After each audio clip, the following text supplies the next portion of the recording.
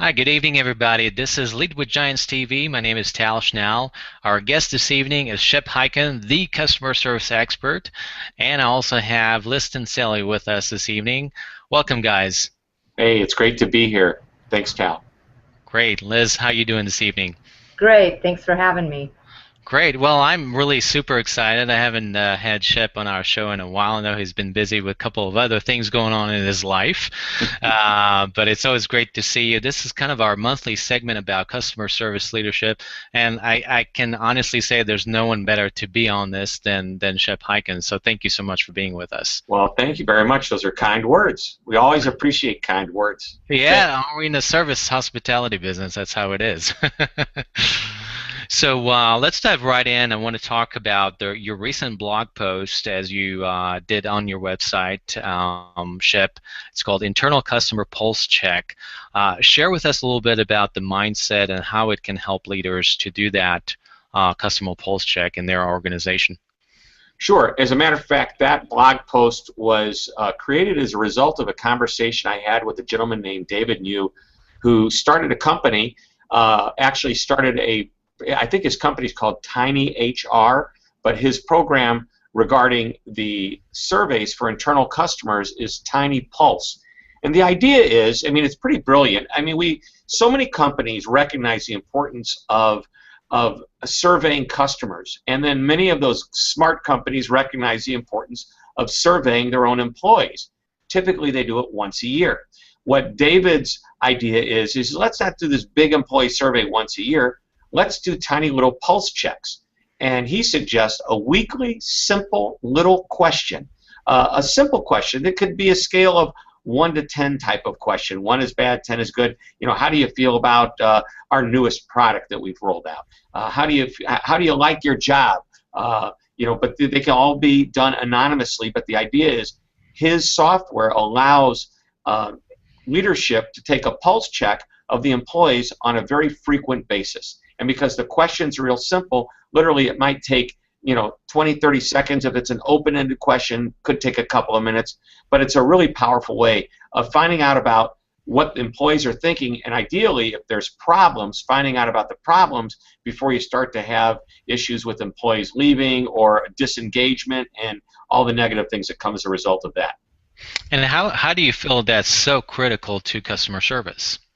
Well, I have this mantra, and I've said it in so many of my articles, that what's happening on the inside of a company is being felt on the outside by the customer.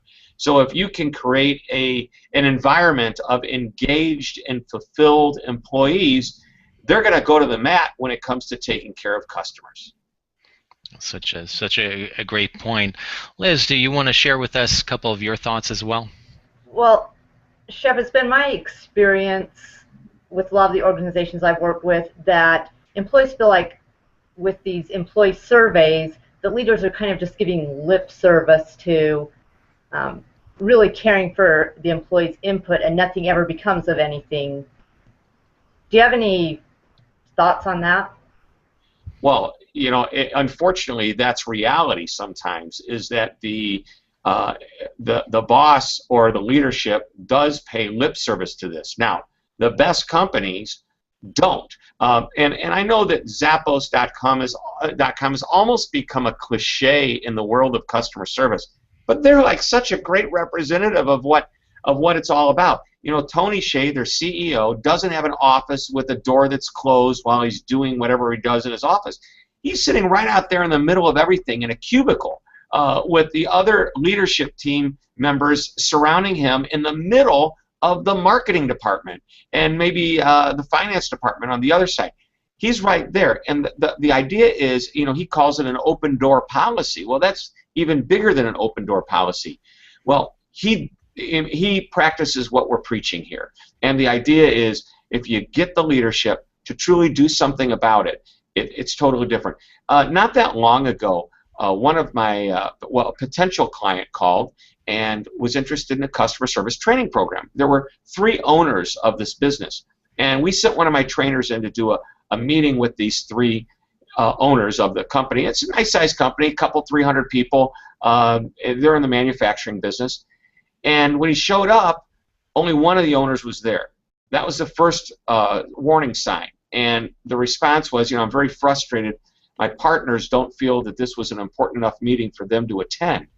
So the question is, are they going to show up to the training so that the employees can see that ownership and leadership are just as engaged in this initiative as they are expected to be? And if not, big mistake on leadership's part.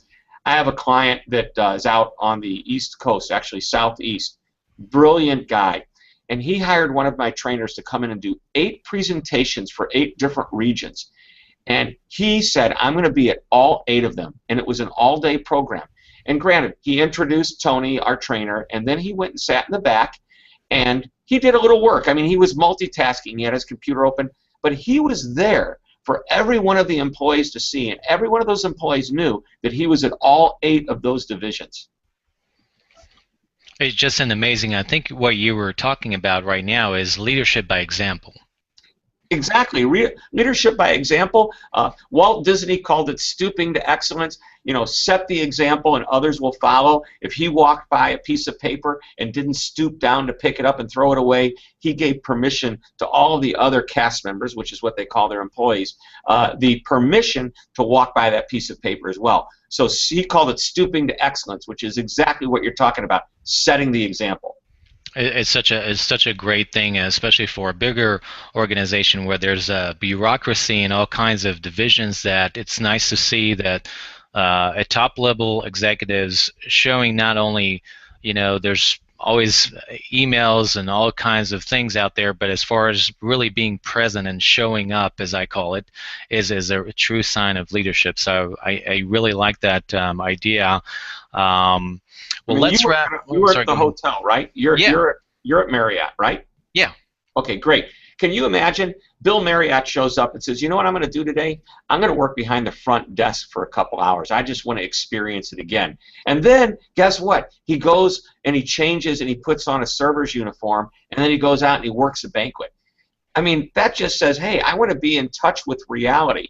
And I work with a number of clients that basically, you call it undercover boss type work, but it's not about being undercover. It's allowing leadership to drive around with the salesperson, to go out on the sales floor, or in your case, to work behind the front desk or in some other department of the hotel to get the real world experience. Because typically leadership sitting in an office somewhere, they're a little disconnected, and it's really nice to see when they do connect on a regular basis. One of my clients, Anheuser-Busch, here in St. Louis where I live, I don't know if they still do it, but years ago it was required that once a quarter the executives would spend a day out in the field with a route salesperson calling on different accounts.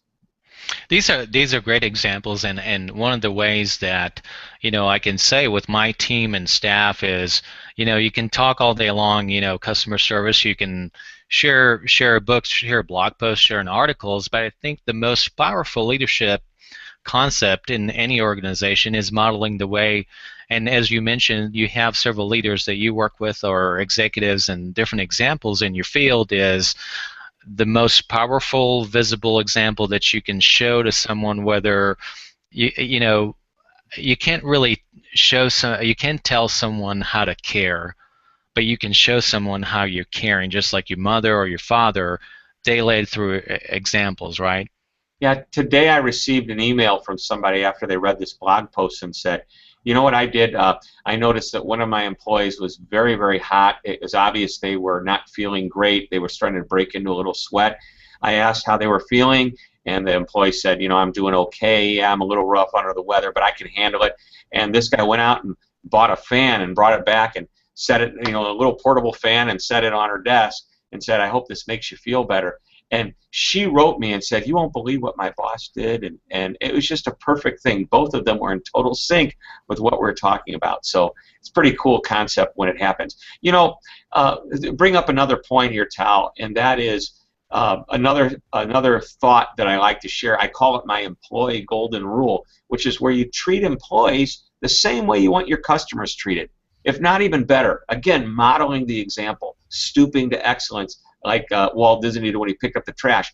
But the way you treat people is so important. You can't take somebody in a back room and verbally beat them up and then say, now go out there and be nice. I mean, the behavior is so incongruent. And when there's incongruency, you're going to have a disconnect not only between leadership and the employees, but many times as a result of essentially wanting to emulate the behavior they're experiencing. It's leaders, it's the employees and how they're dealing with their customers. A powerful message for all of our audience, because we are a leadership community, Lead with Giants, and this is a great opportunity for us to grow and develop and understand not only the customer service aspect of it, but it just goes to any company, whether you're selling a product, whether it doesn't necessarily have to be customer service. That's how you treat your internal customers wherever you are. Liz, did you want to kind of close us here on segment 1 with a question? Well, Shep, you were kind of touching on this, and as you're talking, I'm thinking about credibility and how, as leaders, we build credibility with our employees when we're out on the floor, working with them, rolling up our sleeves, so that they know that we understand what they're living on a daily basis. How do you think that carries over to our clients? Well, I mean, your leadership is emulating the behavior, and once again, there's this old, it's a T-shirt that I saw. It's an old saying. It said, "The beatings don't stop until your morale gets better." Okay, and I love that, and I say that all the time to illustrate this point. The leadership has to get out there and has to demonstrate how it's done, and if they don't do it, no one else is going to do it. I wrote a book. The most recent book I wrote was called Amaze Every Customer Every Time, and I interviewed a bunch of, I say a bunch, let me get specific. I interviewed about 60 owners of businesses and about 20 executives at a company to come up with these concepts. And one of the people said that their job, one of the owners of a nice-sized chain of retail stores said, "My job, primarily at this point in my career, is to defend the culture."